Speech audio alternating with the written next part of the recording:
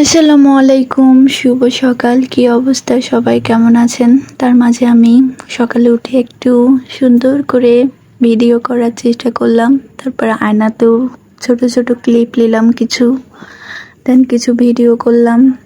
তারপরে ভিডিও করা শেষে চলে আসলাম রান্নাঘরে দেখি রান্না বান্না চলছে।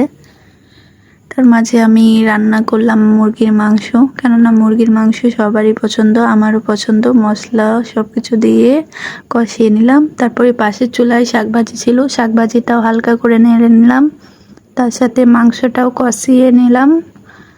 হালকা জালে কষানোর পর অল্প করে পানি দিয়ে দিলাম, কেননা পানি দেওয়াতে সিদ্ধ হয়ে যাওয়ার পর আমি একটু ড্রয়িং রুমে চলে আসলাম। এসে ফুলটা ঢাকা থেকে কিনে আনছি আমার ভাবির জন্য।